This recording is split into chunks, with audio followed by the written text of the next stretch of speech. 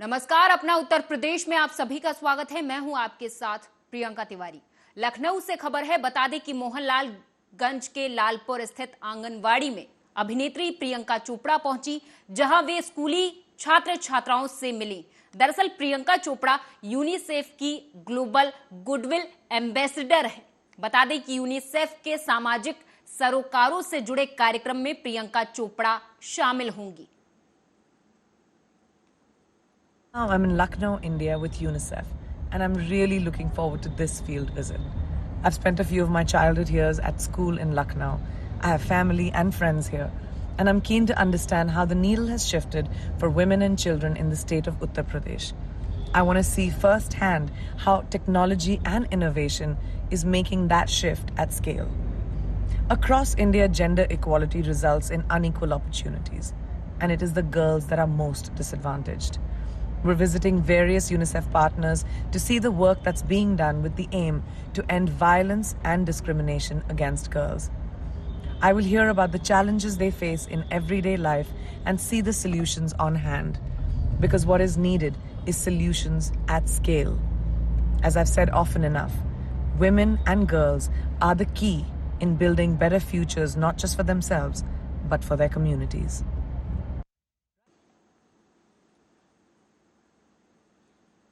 और इस बीच बड़ी खबर सामने आ रही है। बताते चले कि 8 नवंबर को गाजीपुर पहुंचेंगे डिप्टी सीएम ब्रजेश पाठक। मनोज सिन्हा के पैतृक गांव आएंगे डिप्टी सीएम। भागवत कथा ज्ञान यज्ञ में होंगे शामिल। अधिकारियों के साथ करेंगे बैठक। डिप्टी सीएम के दौरे को लेकर प्रशासन लगातार मुस्तैद है। बड़ी खबर, जहां पर आपको बता दें कि डिप्टी सीएम ब्रजेश पाठक दौरा करने वाले हैं। 8 नवंबर को अधिकारियों के साथ बैठक करेंगे, जिसे लेकर प्रशासन मुस्तैद है।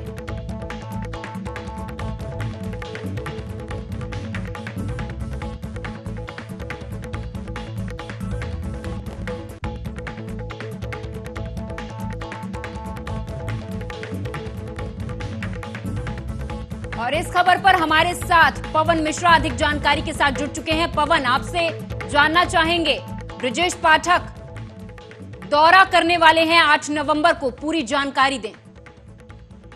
जी, हम आपको बता दें कि उपराज्यपाल मनोज सिन्हा अपने पैतृक आवास पर उनके यहाँ भागवत कथा हो रही है, जिसमें 8 नवंबर को मोहनपुरा में तमाम राजनीतिक दिग्गज जुटेंगे और उनके पैतृक आवास पर आयोजित भागवत समापन में करेंगे शिरकत। आपको बताते चले कि मोहम्मदाबाद क्षेत्र के मोहनपुर में गांव में 8 नवंबर को हाई प्रोफाइल लोगों का जमावड़ा होगा। 8 नवंबर को ही मोहनपुरा गांव में जम्मू कश्मीर के लेफ्टिनेंट गवर्नर मनोज सिन्हा के पैतृक आवास पर आयोजित भागवत कथा का समापन होगा। इस अवसर पर विशाल भंडारे में हिस्सा लेने के लिए कई राजनेताओं के आगमन के कार्यक्रम की पुष्टि हो चुकी है। इसी क्रम में केंद्रीय रक्षा मंत्री राजनाथ सिंह, यूपी सरकार में कृषि मंत्री सूर्य प्रताप शाही एवं लोक लेखा समिति के सदस्य एवं बीजेपी सांसद डॉक्टर अशोक वाजपेयी के आगमन से जुड़ी सूचना भी जिला प्रशासन को मिल चुकी है। और अब से कुछ ही देर पहले भी उप मुख्यमंत्री ब्रजेश पाठक का भी प्रोटोकॉल जिला गाजीपुर के डीएम को मिल चुका है। बिल्कुल पवन, आपसे जानना चाहेंगे कितना बड़ा ये कार्यक्रम है और कितने लोग इसमें शामिल होंगे और क्या क्या तैयारियां इसमें की गई हैं?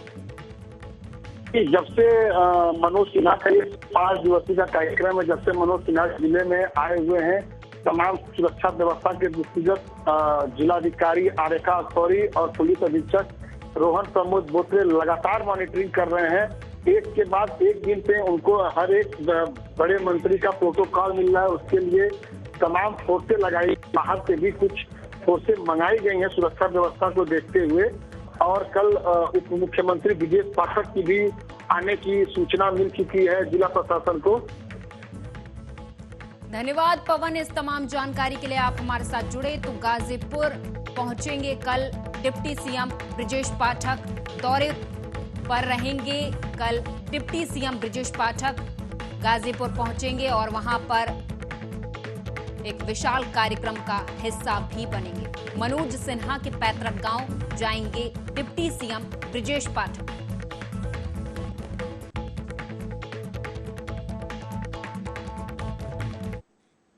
सजायाफ्ता पूर्व सांसद अशोक चंदेल की आज हमीरपुर के जिला न्यायालय में पेशी हुई। पिछले 3 मुकदमे पूर्व सांसद की पेशी हुई।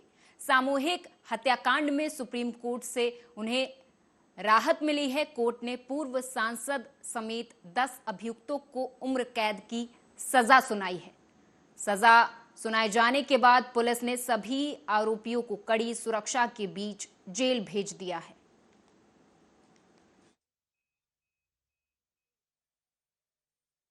गोरखपुर में यातायात माह अंतर्गत आज छात्राओं, राष्ट्रीय स्वयंसेवकों के साथ एसपी ट्रैफिक के नेतृत्व में यातायात नियमों के प्रति जागरूकता रैली निकाली गई। रैली के दौरान लोगों को यातायात नियम पालन करने के लिए जागरूक किया गया। रैली सरस्वती विद्या मंदिर महाविद्यालय से धर्मशाला यातायात चौराहा होते हुए स्टेशन पर पहुंचने के बाद एक नुक्कड़ नाटक के बाद समाप्त हुई।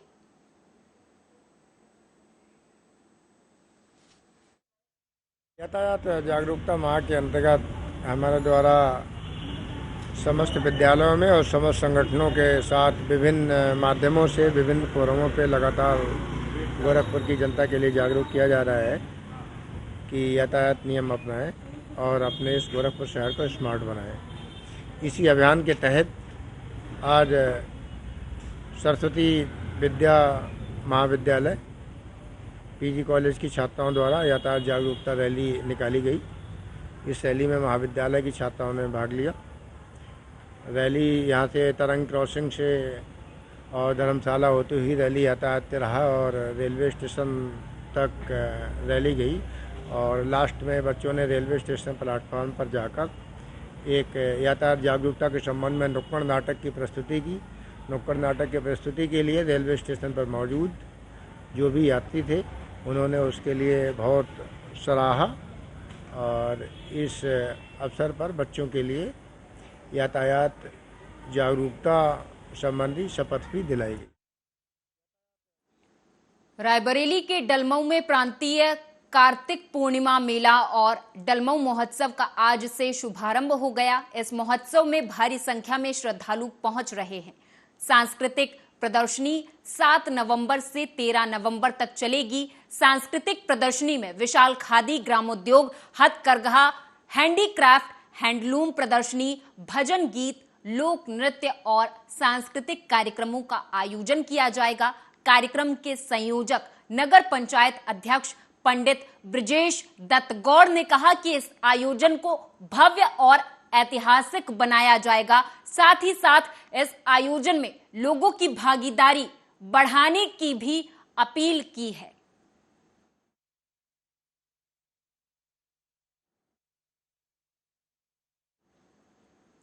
आगरा से अगली खबर है। दरअसल प्यार जो ना करवाए वो कम है। प्रेम जाति, धर्म, ऊंच नीच सबसे परे होता है। एक ऐसा ही मामला सामने आया है जहां एक विदेशी लड़की को आगरा के गांव के लड़के से प्रेम हो गया। आगरा के पालेंद्र सिंह के साथ इंग्लैंड की हीना हॉबिट ने शादी कर ली है। हालांकि इस दौरान इस नव दंपत्ति ने हर मुसीबत में साथ रहने की कस्में खाई हैं। दरअसल सोशल मीडिया के जरिए पालेंद्र की दोस्ती इंग्लैंड की हीना हॉबिट से हुई थी। 3 साल के अफेयर के बाद परिवार की सहमति से दोनों ने शादी करने का निर्णय लिया था और आखिरकार शादी कर ली।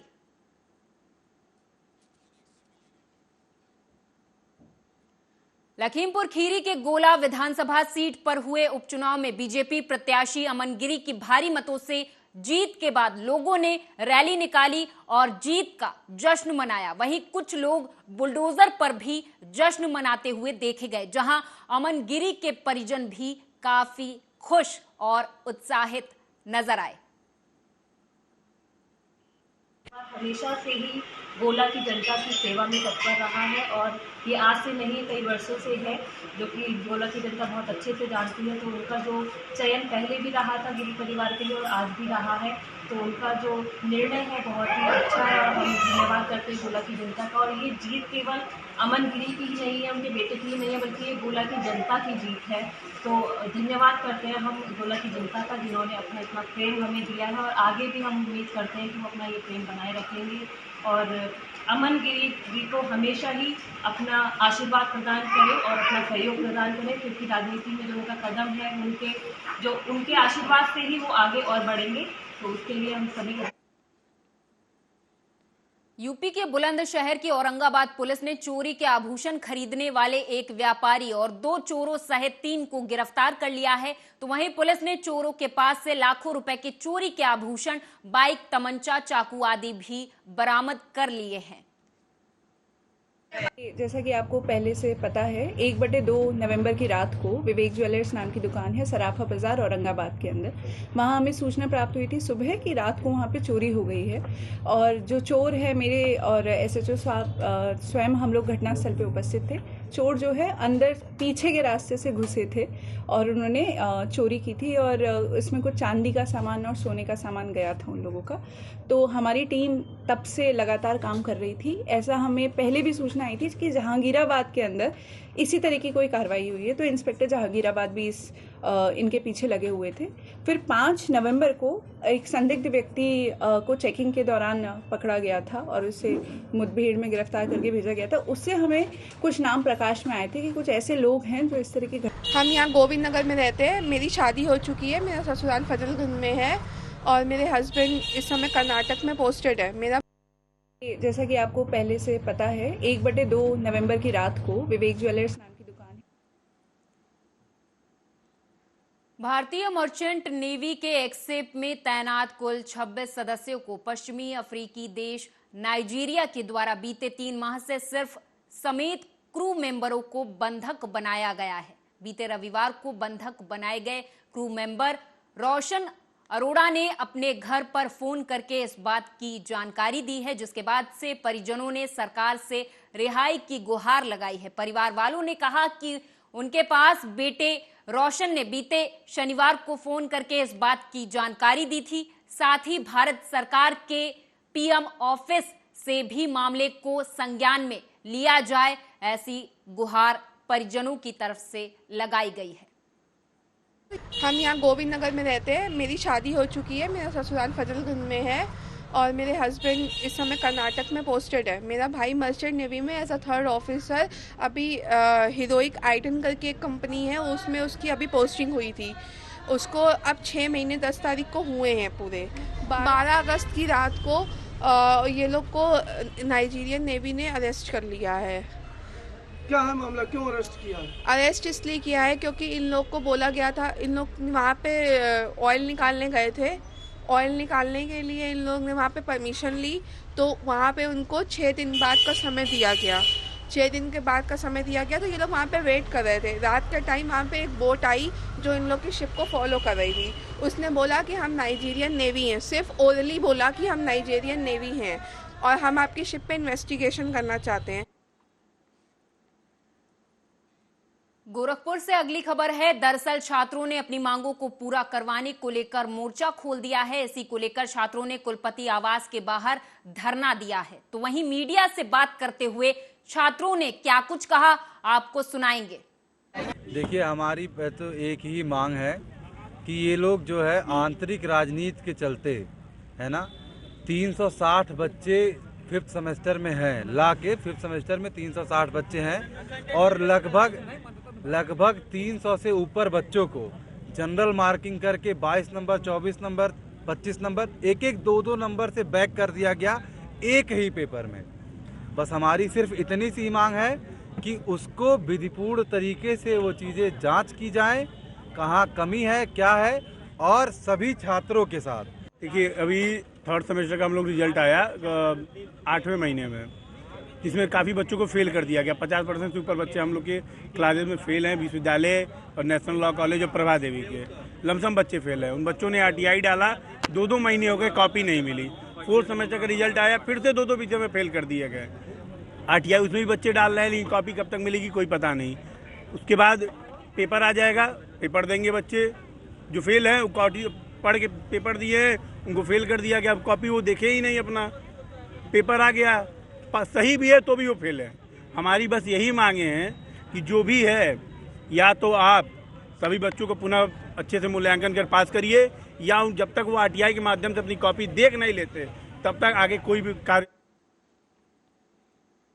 उन्नाव के हसनगंज तहसील दिवस के मौके पर लखनऊ मंडल की मंडलायुक्त रोशन जैकब की अध्यक्षता में तहसील दिवस संपन्न हुआ। तहसील दिवस में पहुंची मंडलायुक्त और जिलाधिकारी ने आए हुए फरियादियों की फरियाद सुन उन्हें समय से निस्तारित करने के आदेश अधिकारियों को दिए हैं।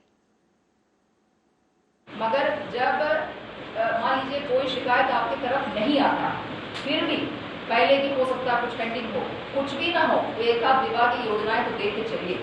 एक्सीएन पीडब्ल्यूडी एक चैंसलर आना बड़ी बात है, डीएम कमिश्नर आना उतनी बड़ी बात नहीं है, क्योंकि पीडब्ल्यूडी की एक्सीएन या बिजली की एक्सीएन पाया जाना और मुश्किल काम है। डीएम से तो लोग फिर भी मिल पाएंगे आसानी से। तो जब एक्सीएन पीडब्ल्यूडी यहाँ आए हुए हैं तो अपने सड़कों को देख के चले। हाइडल आए हुए हैं तो एक आध गाँव में तारों की खंभे की स्थिति देख लें, कोई कंप्लेंट आपके पास है तो उसको देख लें, एक आध सबस्टेशन की मुआयना करके दम चलें। सीएमओ साहब है, सीएमओ साहब का तो वैसे भी रूटीन में मेरे ख्याल से जांच करते ही होंगे। आपकी जो एक आध सब सेंटर सीएससी देखे चले। और कंप्लेंट जो मिला है तहसील दिवस की आप लोग शासनादेश देखेंगे तो उसमें दो बातें लिखी हैं। एक तो है कि यथासंभव उसी दिन निस्तारण कर ले। हमीरपुर से अगली खबर है। बता दें कि एक नाबालिग के साथ रेप की वारदात सामने आई है। इस रेप की वारदात को किसी और ने नहीं बल्कि एक अधेड़ ने अंजाम दिया है। तो वहीं आरोपी वारदात के बाद से फरार है। दरअसल बच्ची खून से लथपथ हालत में घर पहुंची थी। जब उससे पूछा गया तो उसने आपबीती परिजनों को बताई। हालांकि परिजनों ने तत्काल पुलिस थाने में जाकर तहरीर दी है और न्याय की मांग की है।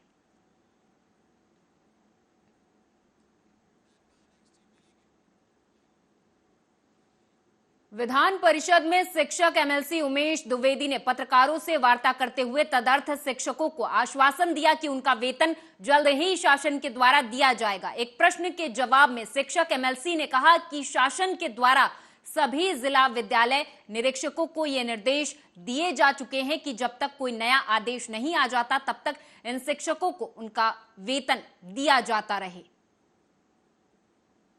सदर शिक्षक सुप्रीम कोर्ट तक गए थे। सुप्रीम कोर्ट ने कुछ आदेश दिया है, उसके तहत कुछ कार्रवाई हुई, उसकी भी समीक्षा हो रही है शासन में। लेकिन सरकार ने लिखा पढ़ी में न तो कोई इनका वेतन रोका है, न ही किसी तरह का निर्देश दिया है डीआरओ को। तो जो जिस तरह से लगातार हर महीने वेतन निकल रहा था, तो मैंने डीआरओ से कहा कि जब तक सरकार कोई निर्णय नहीं लेती है तब तक आप वेतन रोकने के अधिकारी नहीं हैं। इस पर डीआरओ सहमत हुए और उन्होंने कहा कि जब तक सरकार का कोई आदेश नहीं आता है, कोई निर्णय नहीं आता है। रायबरेली में जिला अस्पताल में मरीज की मौत के बाद परिजनों ने डॉक्टर और स्टाफ के साथ मारपीट की है। वहीं तोड़फोड़ का ये मामला सामने आया है रायबरेली के जिला अस्पताल इमरजेंसी से, जहां रात 2 बजे मरीज को जब उसके परिजन अस्पताल लेकर गए तो वहां अचानक तबीयत खराब हो गई, जिसको लेकर परिजन काफी परेशान हुए। हालांकि जब इमरजेंसी ले जाया गया, परिजन जब मरीज को इमरजेंसी में लेकर गए, वहां मरीज की मौत हो गई, जिसके बाद आक्रोशित परिजनों ने अस्पताल में तोड़फोड़ की, डॉक्टर के साथ, स्टाफ के साथ मारपीट की। यहाँ पर एक मरीज परिजनों द्वारा लाया गया, जिसकी समस्या का निदान करने के लिए प्रयास किया गया। उसके उपचार के दौरान उसकी स्थिति गंभीर थी। उसके परिजनों को ये चीज़ बताई भी गई, लेकिन परिजनों द्वारा यहाँ पे तोड़फोड़ और यहाँ पे स्टाफ के साथ अभद्रता, मारपीट द्वारा किया गया। उसके दरमियान मरीज को इंजेक्शन और ऑक्सीजन भी दिया गया, परंतु परिजनों द्वारा काफ़ी ज़्यादा अभद्रता की गई और काफ़ी ज़्यादा सरकारी चीज़ों को नुकसान पहुंचाया गया। डॉक्टर साहब, अभद्रता से जो और मरीज थे उनको भी दिक्कतों का सामना करना पड़ा। काफ़ी मरीज, सारे हमारे जो इंजेक्शन है वो टूट गए हैं, हमारे जो सक्शन मशीन है वो टूट गई है और जितने भी जीवन रक्षक औषधियाँ मौजूद थी वहाँ इमरजेंसी में, सारी सब कुछ क्षतिग्रस्त कर दिया गया। डॉक्टर साहब, कितनी संख्या रही होगी? तकरीबन 20 से 25 रही होगी। और उसके बाद क्या होगा? उसके बाद उनको जो भी उपचार बचे थे उनका किया जा रहा था और फिर उनके परिजनों को शांत किया गया। थाने में भी सूचना दी गई, जहां पुलिस द्वारा आकर चीज़ों को शांत कराया गया। कितने लोग पकड़े गए? लगभग 3 और इसी के साथ इस खास पेशकश में मेरे साथ बस इतना ही। आप देखते रहें आर्या न्यूज।